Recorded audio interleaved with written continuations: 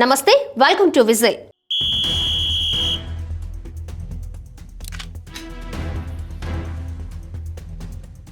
ప్రత్యేక దర్యాప్తు బృందం సిట్ మాజీ సీఎం కేసీఆర్ కు ఫోన్ అక్రమ ట్యాపింగ్ కేసులో నోటీస్ జారీ చేయాలని నిర్ణయం తీసుకున్నట్లు తెలుస్తోంది. అలాగే మాజీ మంత్రి హరీష్ రావును కూడా విచారించనున్నట్లు తెలుస్తోంది. ఈ కేసు దర్యాప్తు విషయంలో లాజికల్ కన్క్లూజన్ ఇవ్వాలంటే వీరిద్దరిని విచారించాల్సిన అవసరం ఉందని భావిస్తున్నట్లు సమాచారం.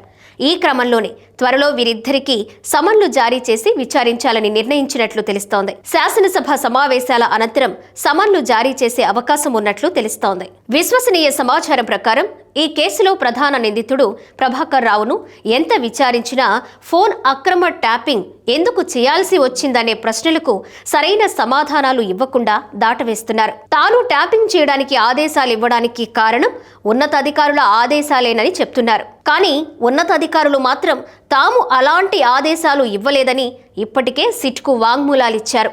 అలాగే తరచూ సమీక్షించాల్సిన రివ్యూ కమిటీ సభ్యులు కూడా స్పెషల్ ఇంటెలిజెన్స్ బ్రాంచ్లో ట్యాప్ చేసిన ఫోన్ నంబర్లు సరైనవేనా అని ప్రభాకర్ రావునే వేలెత్తి చూపిస్తున్నారు. తాము సమీక్ష చేసిన ప్రతిసారి ప్రభాకర్ రావు దాదాపు 4-5 వేల ఫోన్ నంబర్ల జాబితాను తీసుకొచ్చేవారని, అవి మావోయిస్టుల కదలికలపై నిఘా ఉంచేందుకు సంబంధించిన వారివేనా అని తనిఖీ చేసే యంత్రాంగం తమకు అందుబాటులో లేదని దర్యాప్తు అధికారులకు వాంగ్మూలమిచ్చారు.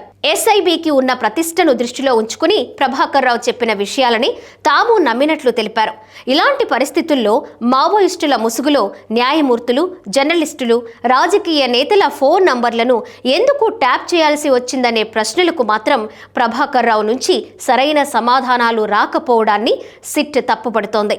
బీఆర్ఎస్ కు లబ్ధి చేకూర్చేందుకే ప్రభాకర్ రావు ఎంతగా రాజకీయ నిఘా ఉంచుతున్నారని సిట్ భావిస్తున్న క్రమంలోనే తాజా నిర్ణయం తీసుకున్నట్లు తెలుస్తోంది. మావోయిస్టులతో సంబంధం లేని వారి ఫోన్లపై నిఘా ఉంచాల్సిన అవసరం ప్రభాకర్ రావుకు ఎందుకొచ్చిందనే అంశంపై సిట్ ప్రధానంగా దృష్టి సారించింది. ఆ అవసరం ఎవరికి ఉందనే తేల్చడం ద్వారా కేసుకు తాత్కాలిక ముగింపు ఇవ్వాలని భావిస్తోంది. ఈ నేపథ్యంలోనే ఉద్యోగ విరమణ పొందిన తరువాత కూడా ప్రభాకర్ రావును ఎందుకు కొనసాగించాల్సి వచ్చిందనే కోణంలో దర్యాప్తు ముమ్మరం చేసింది.